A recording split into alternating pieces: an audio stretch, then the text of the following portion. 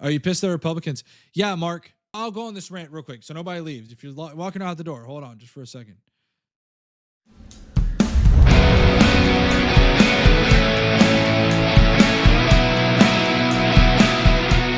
Let's talk about this. If you're walking out the door, hold that door. Come back and just sit down for a quick second, okay? So, am I pissed at the Republicans? Absolutely. I think the Republicans have absolutely dropped the ball. I think they're absolutely incoherent. They do not understand what they're doing. They don't even know their own policy. A lot of their policies on paper are, even then, still kind of chaotic. But what Trump does on the campaign trail is kind of go against that. His policy, for example, on the economy is drill baby drill, but I have not heard anything about the drill baby drill policy. It's been a bunch of little things here and there. The Republicans screwed the pooch here. But I think the one thing that's important to note, and I've kind of been saying this, is that I do see more and more Republicans going the way of Democrats. Every single week, there's another Republican who's gone the way of to the Democrat side to vote for Kamala Harris.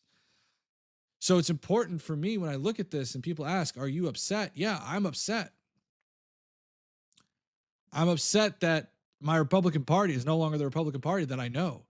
The 2016 Donald Trump, some people would probably disagree with me on this, but I don't think that the 2016 Donald Trump is there anymore. I think we're dealing with a post January 6th Trump that, quite honestly, I don't think cares.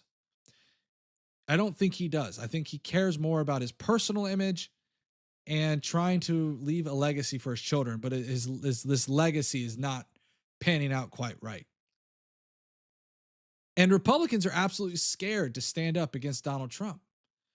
When it comes to the government shutdown bill, which that's something that's really interesting when we talk about the hurricane relief. Well, maybe we should come back to session, right? And put through a bill. But y'all wanted to shut it down. Y'all wanted to shut down. The Republicans wanted to shut it down. Why? Because they didn't want to stand up against Donald Trump. The Republican Party has absolutely been terrified of Donald Trump because they're worried they're going to get voted out of their districts instead of having principled stances. And that to me is terrifying. I've also seen over the past several months, ever since Biden dropped out, the rhetoric just amping up. I've seen more people going the way of more Republicans, standing there and espousing lies, espousing divisive rhetoric, espousing basically racist bullshit. Are reasonable Republicans going to remove? Can they be rebuilt at this point? I think there's still a chance that the Republicans can rebuild, Mark, but it's going to take them having to stand up to Donald Trump first. And this is that election that I think really can say, look, this can be the beginning of the end of the MAGA party. I don't think that the MAGA party is the same as the Republican Party. I do believe that there is still a difference between the two. I think the MAGA party is much further right than the Republican Party. So I do think that they can rebuild, but they're going to have to stand up to Donald Trump first and convince their constituents, which is it's crazy to me. I would, if I were running, I would much rather lose my race knowing that I stood on principle than knowing that I bent the knee because the rest of my party is bending a knee. Yeah, it may fracture the party, but I mean, at the same time, right now, the MAGA sect has a stronghold on the party.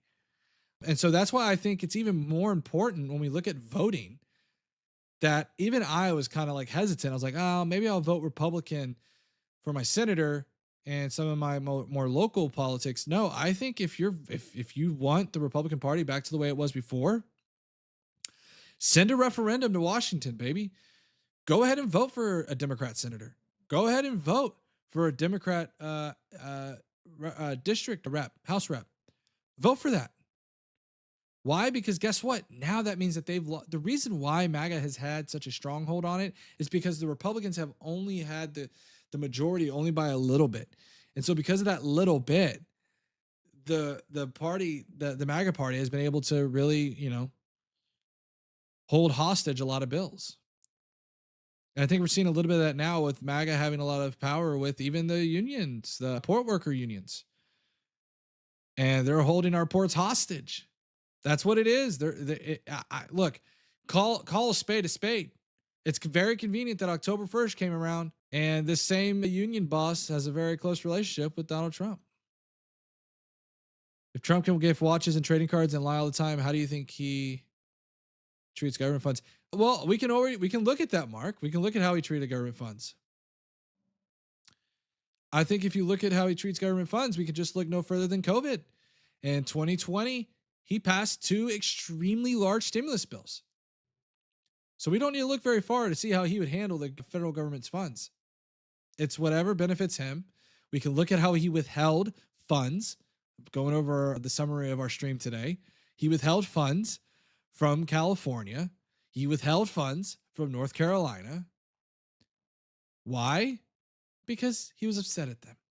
They didn't agree with their politics. Now, people will sit there and say, whoa, California. It's so funny to me when conservatives do this, right?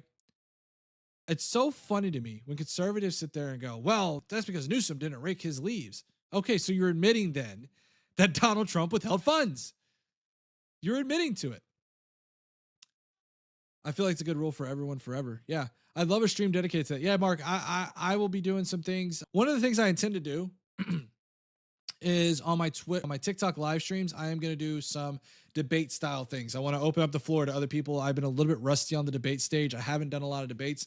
And so on TikTok live, I'm going to encourage people, come on. And I need to warm up. It's been a minute. I haven't been able to debate a right winger in a little bit. And not since Sparky. He made a security guard stay in fancy hotels that he owned. That's right. I remember that. He wasted. I remember that, Tron. I forgot all about that. Yeah, that's exactly it. Right. He paid like he had them not only stay, they had them stay at the Trump hotels. I remember that. There was a lot of issues with that and how he was going to try to separate himself from that. So there's a lot of questions. All right, guys. So look, I'm going to cut it short. I know we only streamed for, it looks like, about a little under an hour, but remember, we're doing TikTok live on Thursday. Okay, Thursday around 7 p.m. Central Standard Time.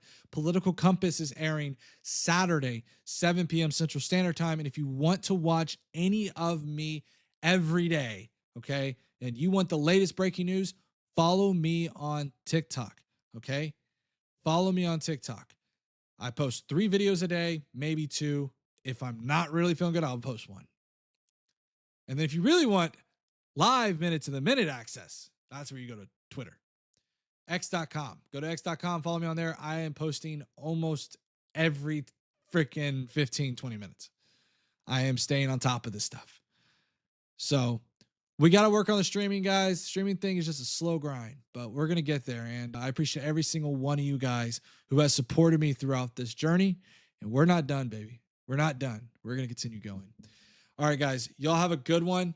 Y'all enjoy the debate. I will see if I can pop into somebody's stream and curate some of my opinions on that debate. So if I do, I'll be sure to post it in Discord. All right, guys. Y'all have a good one. I will see you guys on Thursday on TikTok Live, okay? Be there. Be there.